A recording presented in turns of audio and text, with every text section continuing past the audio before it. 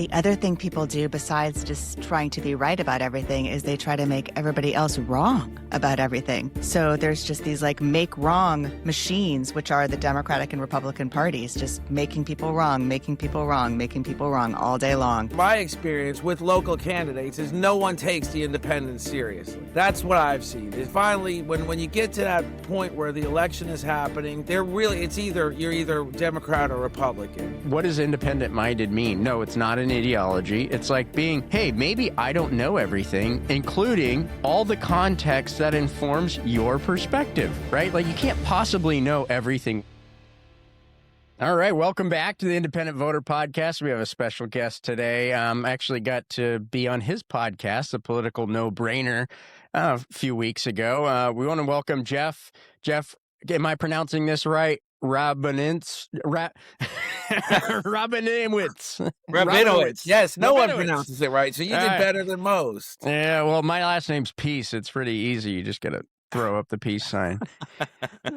So I may be switching my last name then. That's a good idea. Yeah, you had to suffer through a podcast with me. Who you didn't meet was my compadre over there, Cara McCormick, she's on the East Coast. So you guys are both in the same time zone, at least. So yeah. Welcome to the show, Jeff. It's nice to see you. I'm Cara McCormick. Nice to meet you, Cara. It's a pleasure to be here. Thanks for allowing me the opportunity to be on your show. Yeah, well, I mean, we didn't have a roadmap for this show. We hit it off. I had a good conversation with you on your show. So, there's a lot of things going on right now that, maybe not you talk about every day on your podcast, but we kind of want to get your take because you're a pretty nonpartisan guy. You're out there just educating people about politics, but you're in Florida, right, where you have a closed primary state, right? Yes. So we have, you have to be a Democrat to vote in the Democratic primary, and you have to be as well a Republican. So the only free agents are the independents. Right. So, and they can't do anything until the general election. Right. So are they really free? Well, at this point in time, whether politicians are not free anyway. I mean, and no pun intended there. But in Florida, no, their hands are tied. And if you my experience is if you associate yourself with the Democratic Party, you're almost more tied than if you were to associate yourself with the Republican Party in Florida. So they're pretty controlling.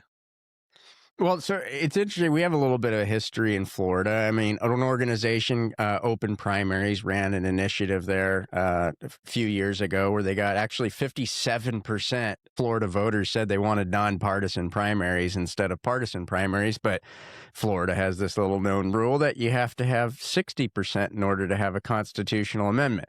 So following What do you think about that? Actually, Chad, like just as a lawyer, Me? like what do you think about the whole 60% versus 50% for an initiative? Well, in that case, you have minority rules, but I want to know what my guest from Florida thinks. What do you think about that, Joe? Well, generally speaking, 60% is a really high watermark to meet. So, a good example of that was John Morgan's effort. His first go around with legalizing marijuana, it failed because it didn't reach the 60% mark. And he invested over $12 million of his own money. So when you look at those two dynamics, there's not a lot of people that have $12 million to squander. And the fact that it takes 60%, you're going to get a lot of, we're not going to do this at that cost. We're not going to get there anyway. So he did get it on the second try, but then that put him over the top of well over 20 million to get something done. And so, no, I'm not a fan of it. We need to lower that to 50%. A 50% mark, a 50% threshold is good enough. Yeah, well, like when it comes to voting rights, so if you just think about it, okay, so right now, you only have a right to vote if you join a party. In order to run a constitutional initiative to literally just codify that everyone should have the right to vote, you have to get 60%. So you have 43% said no. So you have 43% of Florida, a minority, saying, no, we're going to withhold voting rights to you if you don't join a political party. Right? And in Florida, it's tens of millions of people. I know in California, we have the NPP statistics and the other voter party statistics just got released by the Secretary of State, and it's 6.98 million people who are allowed in California to vote in the primary. These are NPP voters that are permitted to participate in the June 2nd primary in California. So it's like almost 7 million people. And that the partisan special interests are trying to attack it right now. They're running, there's a, I don't want to talk about anybody. You got guys like Paul Mitchell, who I have a lot of respect for. Is a big data company, provides a lot of data to the Democratic Party.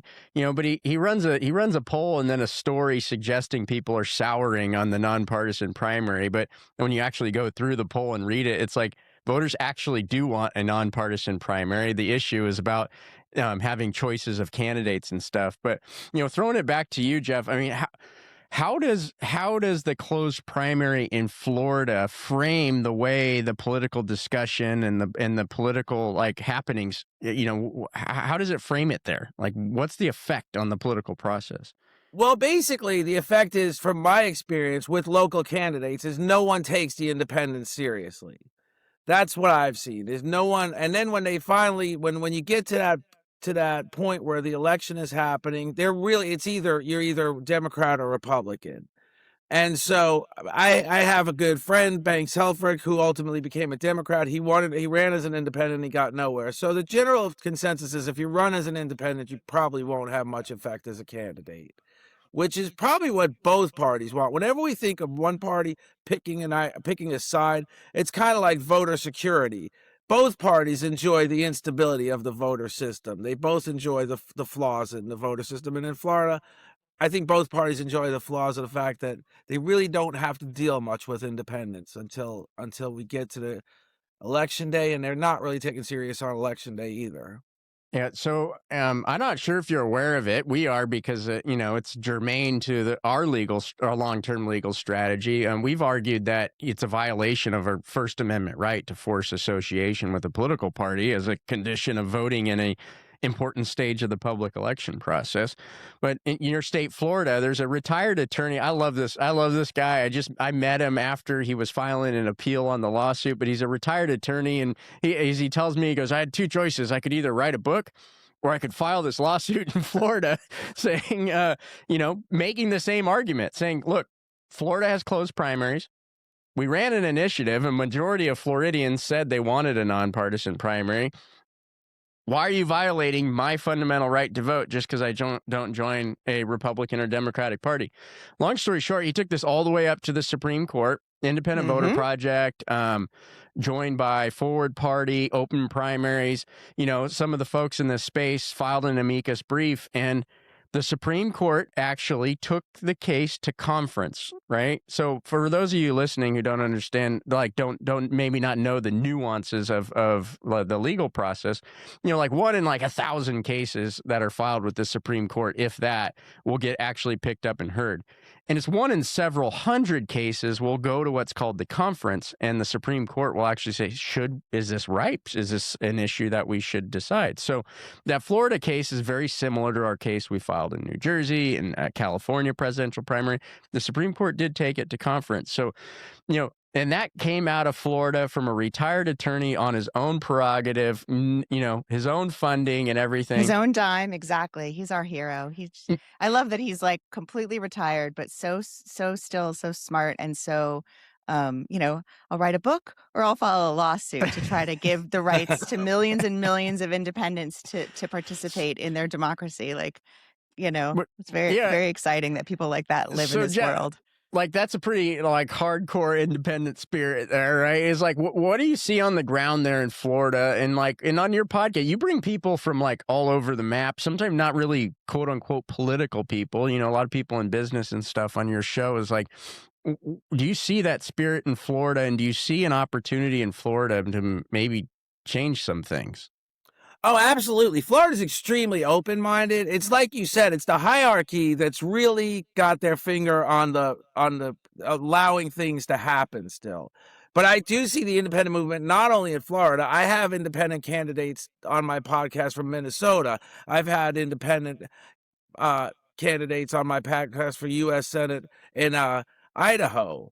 And the independent Didn't movement... you do Mississippi? I saw there was a candidate from Mississippi as well, right? Yeah. The independent movement is huge in America, and it's huge with young people.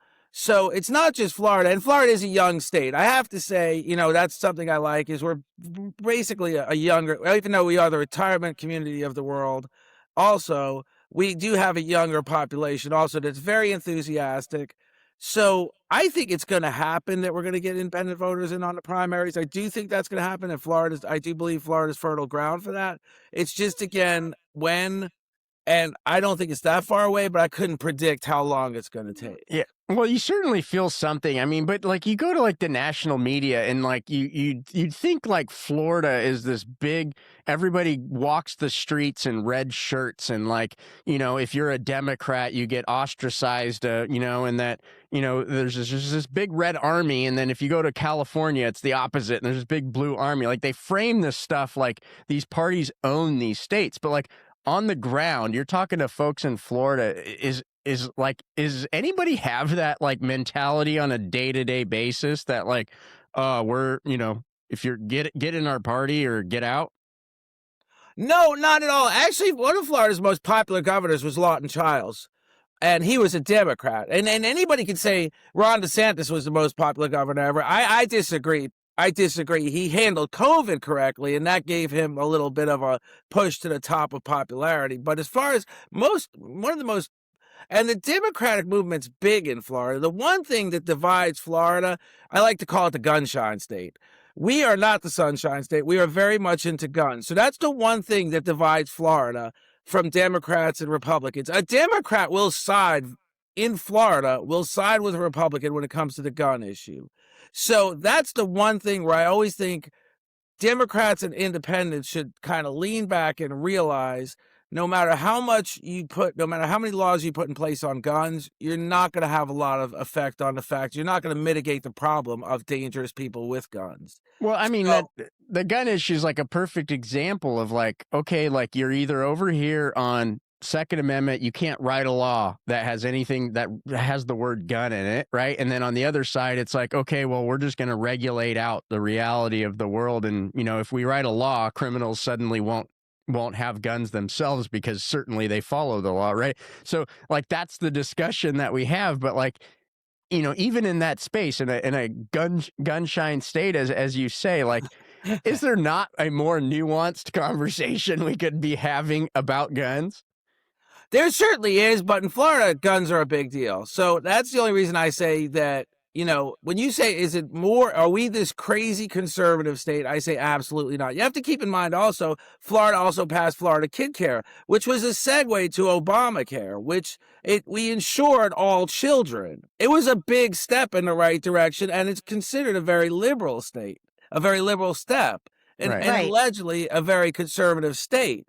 So that's all I was leaning towards, is the one divide in Florida, the one thing that when you say is Florida extremely conservative, I don't see it being. I live in one of the most conservative counties in Florida, and over to my left is the most conservative county in Florida, where you see Sheriff, now I forget his name now, but he's always in the news. But that's Polk County is the most conservative county in Florida. Those two counties, yeah, you're not gonna. But as far as Florida is concerned, when you get down south, you're seeing a lot of Democrats. All over the state, you're seeing a lot of liberal movements all over Florida. So no, it's not that conservative at all. Mm-hmm. Well, I mean, I like I said, I really enjoyed being on your show. I know you have a lot of impact out there in Florida. You know, we talk to an audience, and we love our listeners that chime in, and they know like, hey, we'll go after Republicans, Democrats. We'll even challenge independents and stuff. Like it's like, you know, Cara and I don't agree on lots of policy issues. Like, what is it you would want to communicate to an independent-minded audience, and how do they find your show? You know, and how would, if they're in Florida, you know, how could they reach out to you? Well, you can find our show on Spotify, YouTube, all the outlets, iHeartRadio. We're on politicalnobrainer.com. All our shows are on that website, and they can reach out to me. Just email me. You can email me at politicalnobrainer@gmail.com and jump on my show. I'm welcoming everybody to my show. As far Jeff, as I have a question for you. I'm just curious. It's what a political coach is. It's just, and also I would like some political coaching. It's just. So my mindset is work with everybody. Don't be confrontational. Just listen. That's what I do on my show. I just had Lieutenant Colonel Jonathan Lapido, extremely conservative. We were talking about Iran, And he gave me both sides of the coin. If Trump wasn't prepared, are we in a mess? If he was prepared, what's the secret objective there? I just listened. I totally disagree with the war, but I just believe if you want to be a good politician, you've got to listen. And the other thing I tell people is don't bash Trump, because it's just getting us nowhere. There are people that will never waver from believing in him. So just try to say, that's what I would say as a political coach is, work with both sides, try to understand. I always point out the importance of education. Let's talk about an education agenda across the country. Let's spend more time on that, not necessarily on issues, right? Not on on issues. And education should be one of.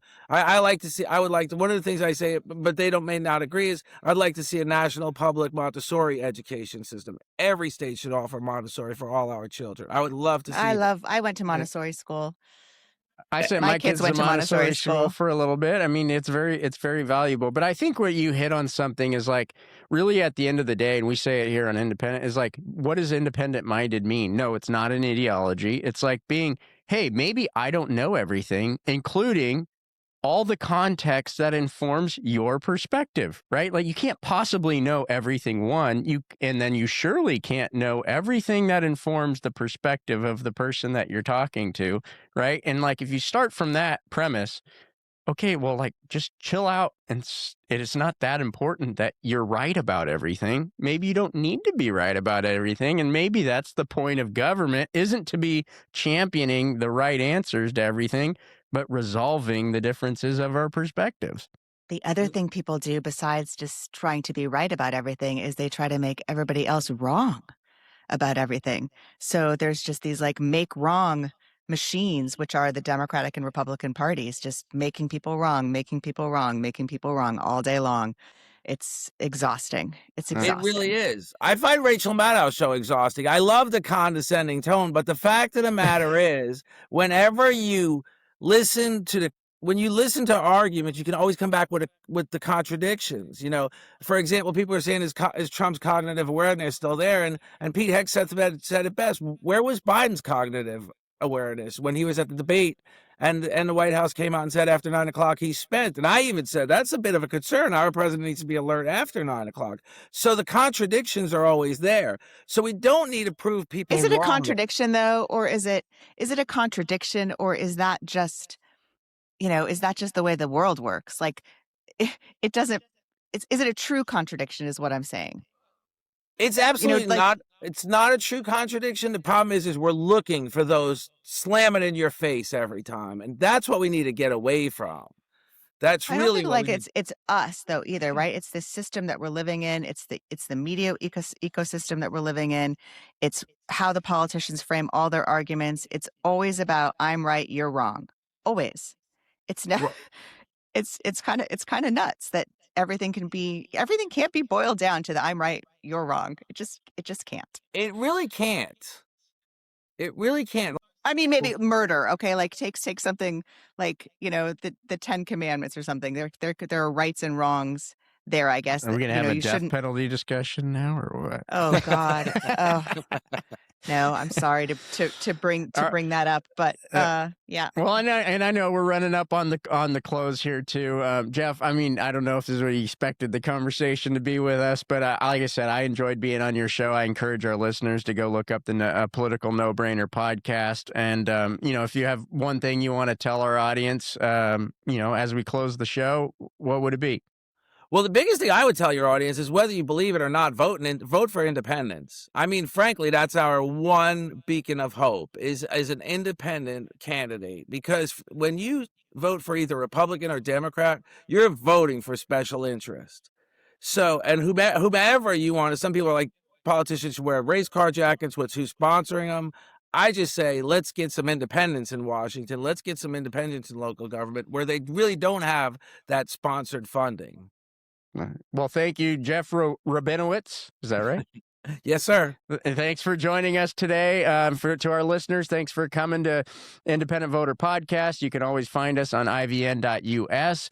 You can go to our website at independentvoterproject.org. Follow us on social media. Just search for Independent Voter, and we'll catch you next time. Thank you.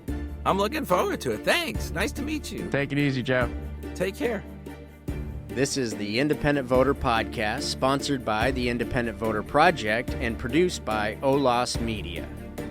Remember, you can always find the Independent Voter Podcast or the How It Really Works series at ivn.us. Follow and subscribe at olasmedia.com.